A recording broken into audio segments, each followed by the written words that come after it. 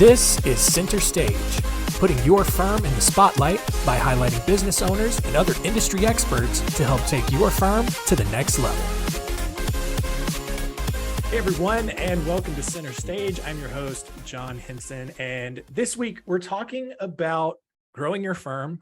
We've had several topics in and around this. This week specifically, we're going to talk about ways to address a lot of the inefficiencies, the clunky processes, and big things that consume a lot of your time as a firm owner that just often exist in solo and small firms. And so to do that, I am joined by someone who I think has done a really good job with that in his firm. It's allowed him to generate a bunch of free time to come on podcasts and do things like this and talk about things like this. And so that is attorney Andrew Zihmer. Thanks for joining us this week. Thank you. And I do want to kind of jump in with that. Is that I think that's what's unique is I'm not an attorney. So at the firm, it's my wife and I. She's the attorney and the legal brains. I come from this past of engineering and the corporate world, and we've kind of come together to make this really cool yin yang of how do we build out this firm this way. And so that's, I think, kind of our hidden secret is even right there is just we have totally different backgrounds. Yes, awesome. I apologize for that. But yeah, I will ask you about working with your spouse later on. But you talked about a little bit that right there. You come from an engineering background, so you kind of have that the technical mindset kind of, but a little bit more strategic where you can kind of see and map out a lot of these processes in your mind. So you talk a little bit about your background and how you kind of got into the legal world. Sure. So if I go back, my degrees in electrical engineering, my first jobs, I've worked at Northrop Grumman, at Rolls-Royce, and then at a place called Bettis Laboratory, which is another Department of Defense contractor. And so I came from this hyper technical world, mostly either nuclear power or defense with some fun things in the intelligence world. And I think what I learned there was problem solving for problems that had never been solved before. We were truly doing things that had never been done, solved problems that feel impossible. And you say, I'm going to put enough amazingly smart people in a room for a long enough time, they will get there. And as I was doing that, my wife's an estates and trust attorney and had been building a book of business and working on her practice and her legal skills. And after practicing for a number of years, said, I think I want to go on my own. I said, great. I'll be a supportive spouse and maybe, kind of help however I can, look at some expenses. I'm a spreadsheet nerd and just said, let me help however I can. And I think over time it turned into maybe we could work one day to it really accelerated. I think it was within like 8 months of her opening up like the firm, she said, can you come in full time? And I said, you know what, I'd love a career change. This entrepreneurial side is really fun for me. And then I won't be doing this from 9 o'clock at night to midnight. I can do this, during the good hours of the day. And we've just exploded since then. So she started in 2017. I joined full time in 2018. And then here we are, and it's just blowing up. And we really have these different niche roles of mine's more on the process procedure side. I've gotten into more marketing now, more, I think, carrying out her visions, right? So she's got an awesome vision and she's an amazing person. Then the technical, like legal portion, and then I try to kind of carry all that out and make it happen. Yeah, and it's interesting. I mean, because we've talked to a bunch of different people on this show, and the broad kind of assumption is that most lawyers, even ones that go out on their own, they're that executor. It's more like they just default to just doing everything on their own. And obviously that's where you have a lot of issues where, not everything, you don't have enough time in the day to get things done. And then on the other side of that, though, you have more of the visionary kinds of people who have these ideas, they have all this thing, but again, still not enough time. And so you need a team, you need processes that can help keep things on track. So kind of where I wanted to start, we've worked with hundreds of law firms all over the country, and, I've seen just so many different, just clunky processes, just from intake, kind of how they communicate, even just back and forth, even working with us. And, maybe 10, 20 years ago, you probably had like paper forms or things that need to be faxed, or you had this really long intake call that maybe took an hour and a half, 2 hours, because people are having to write down things and then go in afterwards and input it into a CRM or something. A lot of that now, thankfully, can be automated. scalable, streamlined, and all of that. What have you implemented at your firm that has really helped make things more efficient? Yeah. And it's funny because it's kind of always changing. So I'd say like most recently, we were big users of Clio. So we use Mhm. Clio Manage. This year we finally started using Clio Grow again. The history with them, they used to be Lexicata. They got bought by Clio. We were one of the very first users in Lexicata. It wasn't a good solution. So we kind of made our own using Trello, Yep. in the kind of the Kanban concepts of work in progress, and we would task work that way. So more recently we've used Grow that lets us streamline our intake process. So when someone reaches out to us either online, and they can self-schedule with us for a consult Yeah. call, they can call, they can email, and that gets right into there. We have about a 15-minute, maybe 20-minute consult call, and the goal of that is to either get them then engaged or find them someone else, or we're just not a good fit. We're very niche Right. firm, so we're not a generalist. Anyone that comes is a good fit. And within 20 minutes, we have everything that we need then to have them engaged, and then move into a design meeting, a strategy meeting, or some kind of paid consultation to give them the advice that they want. And we're able to do that in total team effort, probably under 30 minutes across maybe 2 people. I think that's way better than, like you're saying, where there's places that'll do an hour phone call, maybe 2 calls. It's like they're not getting paid for that. Our goal is to try to get, as quickly as we can, get someone either in or determine it's just not a good fit and get them away. Yeah, and obviously it makes things so much easier. I want to talk for a second just about how you use Clio, because I hear a lot of people talk. They might use Clio to just track casework, but I know that those CRMs, especially the one that we use Zoho, which is not legal specific, it's just for small businesses generally across the board. But I know in our experience, CRMs like this have so many more functions that they can do, different apps, different things that you can use within them. What all do you use Clio for in your firm?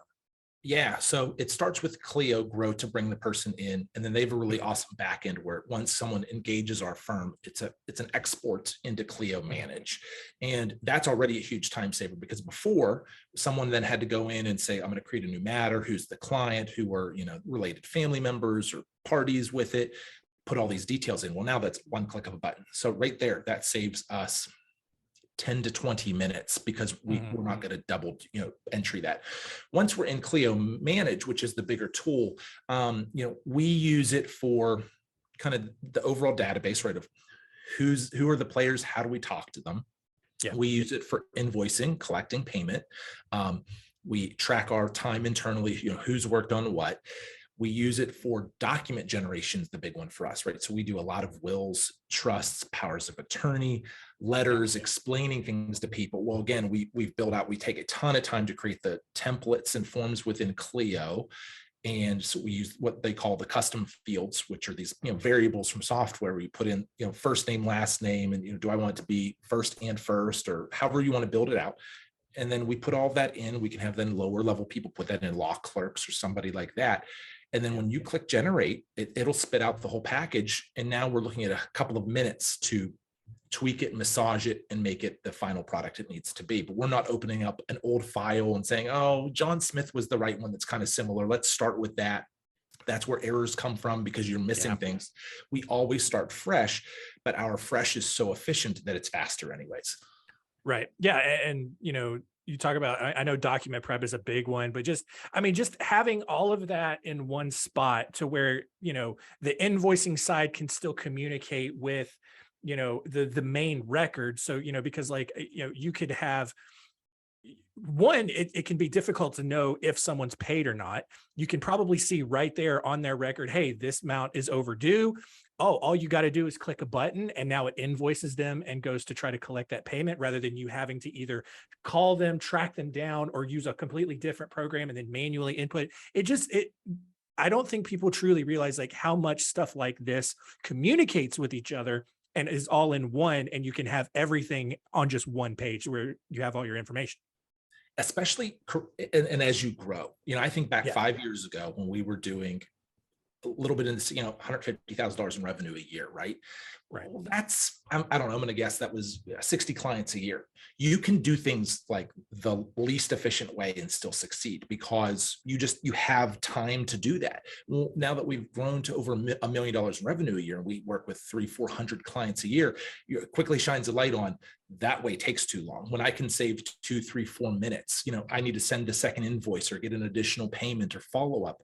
Something that's 2 clicks and takes 20 seconds changes my day when I'm doing that 100 times versus it takes 2 minutes or 3 minutes or 5 minutes. Yeah, if you only have 6 clients, it's not a huge time savings. It really blows up in your face when you go, I have to now do this repetitively tons. And so it's start correct when you're small and when it is easy and work through those kinks, because the goal is to get really big.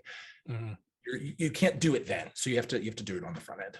Right. Exactly. Yeah. I mean, you can't expect to grow if you're still taking the same amount of time to process one client that you did when you first started out. And so, yeah, I think it's just a really good reminder. So to get back on track, I know we went down a little bit of a rabbit hole, but I think it was important.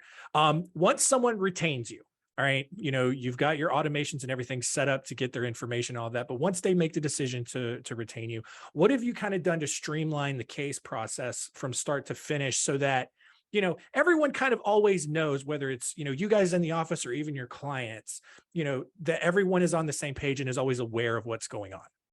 Yeah. So I think the upside of being a niche firm and that we have lanes is that really can break things into estate planning, estate administration, Medicaid elder law, asset protection, and we do some business work in a couple pieces over here. And so they really fall into these buckets. And I'll use estate planning for an example.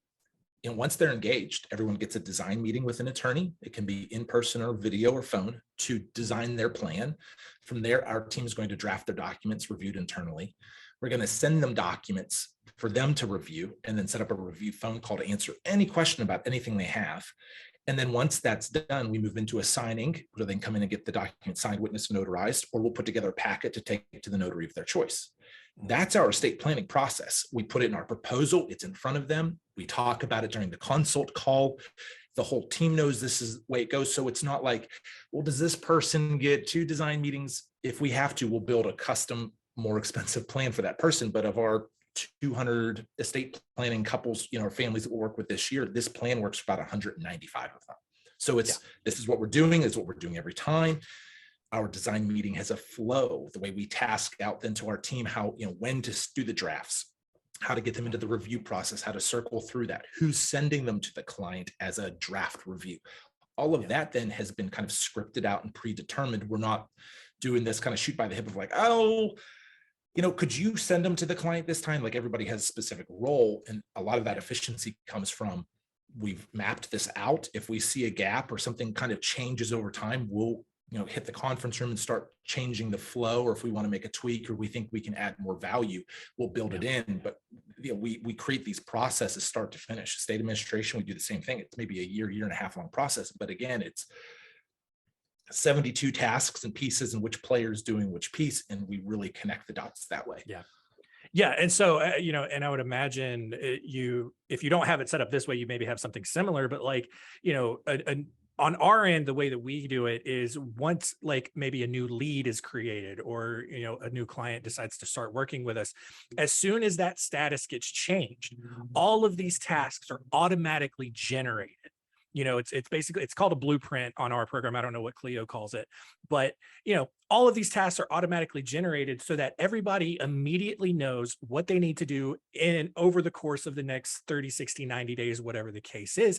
And that, like you said, it just makes it so easy because everybody knows what's expected. Yes, we use a lot of checklists built in with this, and we do use Trello to the side of Clio for for some additional tracking. But then someone can go in if they want to check a status. We really easily, you can see these are the 14 steps we've kind of predetermined, and we've completed 6 of them. Is it is the person just still working on it? Is it on hold? We have ways to then build in. I need more information. I need to schedule time with somebody. I mean, it takes out then I think a lot of the extraneous emails or Teams or whatever you're using for like chat. It cuts down on just like extra communication because people can kind of solve it themselves or see it right in front of them, and we can communicate within the tools, which keeps me from just saying, hey, did you get the financial power of attorney done? Well, I can see that you checked it off. Right. Exactly. Yeah. So, one of the things that you had mentioned to me when we were talking off air, you basically, your firm prides itself on virtually no errors. And, you talked about that means, a big problem for you guys is almost normal and acceptable for other firms. So what did you mean by that? Yeah, so we believe so. And I think this comes from my world. Like I was in a group that was designing simulators, training the Navy sailors for using Mhm. nuclear reactors on a submarine, and I've worked on intelligence satellites and things like that. I came from these places where you got one crack at it; it had to be right, or it was utter failure. There was no in between. And so we've really brought that in with when a client's going to work with us, whether it's a simple letter they need put together, it's a estate plan. We do a lot of carrying out the estate because parents passed away, whatever we're doing. Yes, we're going to do this hundreds of times this year, but it's their one opportunity to work with us or someone like us. So it has to be perfect for them. And so we just take the approach on it is either flawless or we have failed. And we don't really allow for like 95% is good enough. It's 100%. I'm huge on the Jocko Willink quote on it's not what you preach, it's what you tolerate. And we just do not tolerate anything other than perfection. So if we, during our internal reviews, we don't go, that's pretty good. Maybe we should just not do that next time. Go back through, fix it, and make sure the names are correct. If people wanted to have middle initials or middle names or none of it or a nickname somewhere, we're going to follow through with exactly what that person wanted and expected. We're going to always be consistent with when we're doing addresses. If it's street and drive, do we spell it out or do we abbreviate?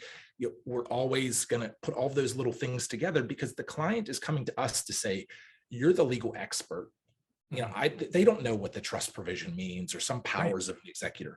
They will key on if their name's not spelled correctly or if page numbering's wrong. So it's like you have to get these little details nailed to build the trust that you've done the hard part correctly. Because if you missed the zip code in the address on the letter you sent them, if you can't get that, why would you have any faith that you can do anything at all correctly at that point?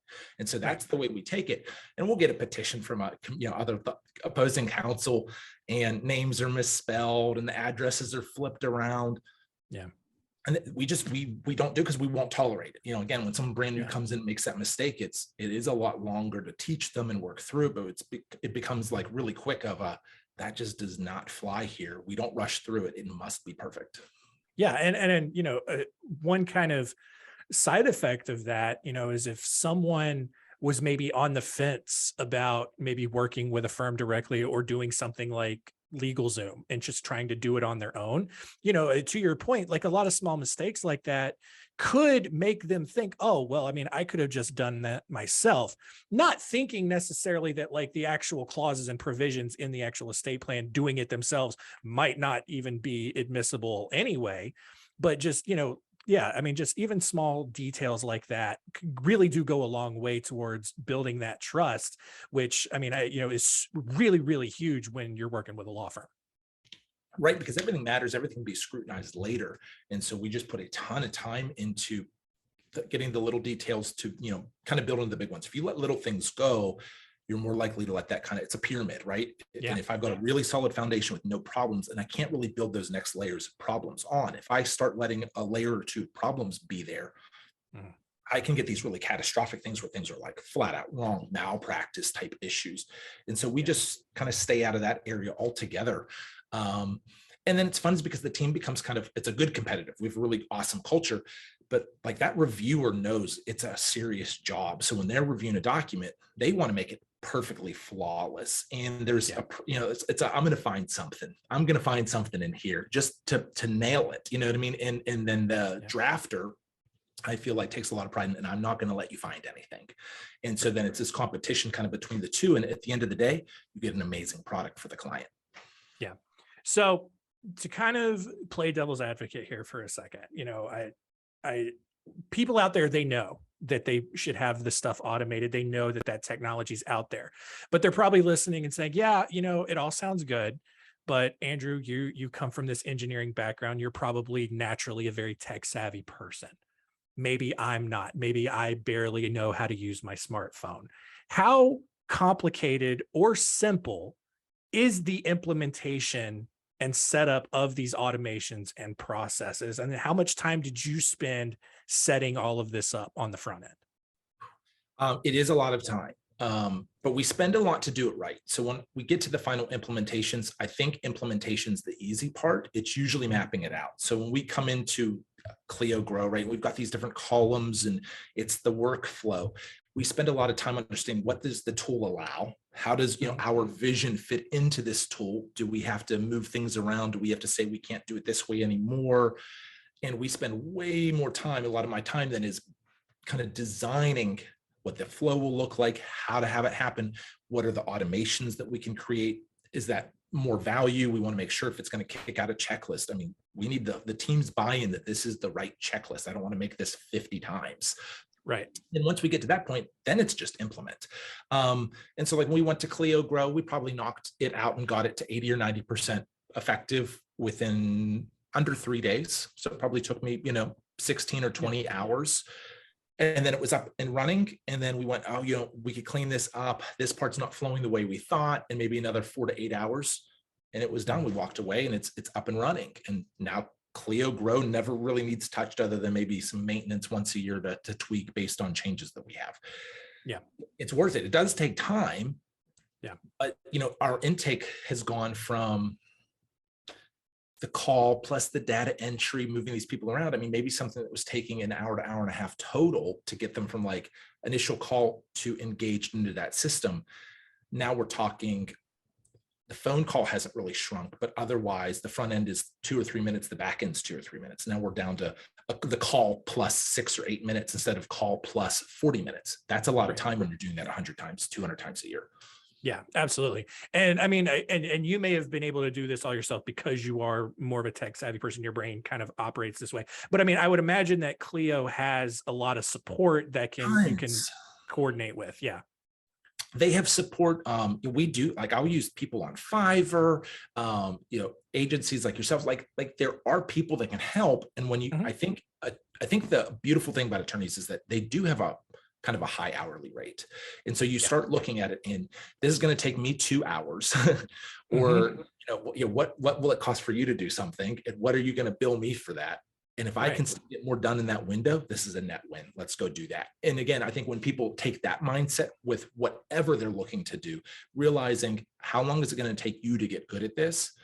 And then still, how long does it take? Just hire somebody and go stay in your lane. And then you can get all this implemented. Then they can kind of come to you with it's decision A or B. Let me give you some background. In 2 minutes, you make a decision and they go back and implement. And that's really what we do internally. That's my job, is to carry out implement design. And I'll go to Tracy and say, this or this. Do you want the client to see it this way or this way? Do you think the letter should be this way or this way? Or kick out this one or these two?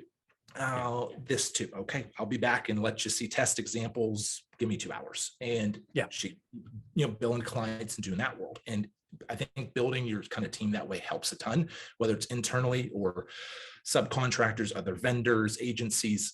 It's the smartest thing you can do. Yeah, absolutely. I mean, you made such a great point there. It's just like, if this thing is going to take me 4 hours and I'm charging, on average $300 an hour, I'm essentially saying I'm going to sacrifice, potentially $1,200 in revenue to do this, when potentially you could have like a subcontractor or, some support knock it out in half the time, and you're still working on things that you're getting direct revenue for. And so, it makes a lot of sense. The last question I want to ask you, I mentioned it earlier, you run your firm with your wife. We have a couple of clients, husband and wife pairs.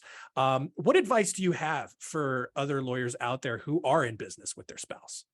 I think having, roles and boundaries, we're really good at that. It's just been a natural thing where I jokingly kind of say we're this like Uber Venn diagram where we overlap on very little. And that part's super collaborative and awesome. But otherwise, I'm more in marketing, a lot of process, like efficiencies, tech, those tools. She's really the legal space, customer client experience there. And then we kind of do some overlap. And so I'm not going to tell her how to do well. I'm not an attorney. If she wants me to, hey, does this seem clear to somebody who doesn't have this background? I'm happy to give my 2 cents. And, if I'm getting into the nuts and bolts on, cost per acquisition in Google Ads, we'll talk some high level budget, but, that's not her area either. And so I think when you can be in like different areas, that really helps. If you're going to be completely overlapped, then you've got to determine like who's the decision maker, who has authority on this versus this. And I think that's more where conflict happens. So if you can kind of have different areas or different expertise, we're both attorneys, but one does litigation and one does, transaction work, kind of keep good to yourselves, help where you can, but like do your thing. I think that helps. Yeah. And then, I mean, is it one of those situations where you keep work at work, or is it, kind of more fluid where, something comes up 8 and 9 o'clock at night, you guys will discuss it, or what? It's super fluid. We love what we do. And so, we've got 2 kids, we go home, we try to be home by 5:30, hang out with the kids, do dinner, some games, whatever we're going to do with them, bath time, bedtime. And then usually after that, some nights we like work. She's drafting documents, I'm making website updates, but there's other nights that we're just talking about how could I have been a better leader with an employee today? How could that meeting have gone differently? Hey, which consults did I have? And let me kind of feed it back to you to get your 2 cents on what would maybe you've said or something like that. And I feel like we talk business all the time, but it's usually, we make a lot of our growth at night because, we can kind of recap, see what the other person did and kind of weigh in on, oh man, I never thought of pitching it that way. Okay, I'm going to use a couple of those words tomorrow during my calls. And we do a lot of that at night. Awesome. Yeah, I think that's really great. And I mean, obviously every couple is going to be different, but I know that, that it's always good to just get that outside perspective from someone who's, in that same arena, whether, it's working with your spouse or just, kind of what we've been talking about the whole time is just, navigating automations and processes and just making their firm more efficient. Just to kind of wrap it all up, the overarching topic, is just growing your law firm with more efficient processes. I mean, you don't have to give like specific numbers, but I mean, scaling, I mean, how much would you attribute these processes to the overall trajectory of the firm as it's grown over the last few years? Completely. And the reason I'll say that is because I think from a team member employee standpoint, people would be shocked at the revenue we do with the members that we have. And that's a direct result of efficiency and automation. I was coming back from an appointment this morning and realized that the revenue we did last month was almost what we did the first entire year for the law firm. So that you think about it, the number of consult calls, intake, documents, what we did the last 31 days was what we almost did in 365 5 years ago. Well, and we're doing that with, Tracy's the kind of partner lead attorney. We've got another associate. We've got one law clerk, one paralegal, an admin, and myself. That's the entire team. And we're doing over $1 million of revenue every year. How do you do that? Well, because we've streamlined and people can kind of, with a couple of clicks, get work done that would take us hours before. And so you realize it's the greatest way to unlock your own potential is by creating these processes, having it be repeatable, getting really good at it. When you're really good at it, you will just become efficient. As you get efficient, you get more done in that same window. When you get more done in the same window, your margins just go awesome for yourself. You make more money and you're getting more done with like 10 or 20% more people. It's just a net win overall. Yeah. So, I know you're a busy guy. I mean, if people have questions about, frameworks and setting up automations, I mean, how can they contact you to maybe get some direction? Yeah, absolutely. I try to be pretty active on Instagram and LinkedIn. So, I've got both of those handles. Or if anyone ever wants to look up ZihmerLaw.com, find me on there, grab my email, azimmer@zihmerlaw.com. And I'm always trying to help people or point them in the right direction.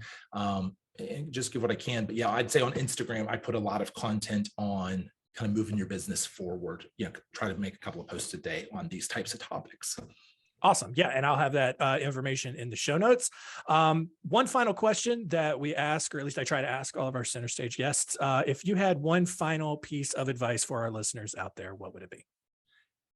Actually understand where you want to be with your firm, your personal life, all those types of details, right? Because they really come together, and find where you want to be and then just take the action, right? I tell this to people all the time.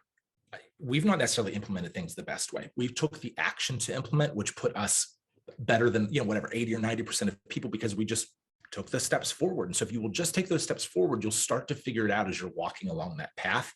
But if you wait for this ultimate perfect everything, the stars never will align that way. And then you will still be where you're at today, 5 years from now. So literally just get it going enough and start moving. Yeah. Progress over perfection. Always. Absolutely. Love it. Well, this has been fantastic. A lot of great insight, a lot of good perspective. I hope everyone out there got some value out of it. That's going to do it for this week on Center Stage. Continue to rate and review us wherever you're consuming the show, and appreciate all the feedback that we're continuing to get. It is really great, and it's really helping me, find new guests and different topics to cover here. So I really do appreciate that. And that's going to do it. Andrew, thanks so much for joining us. Thank you. Thanks for listening. To learn more, go to spotlightbranding.com/center stage.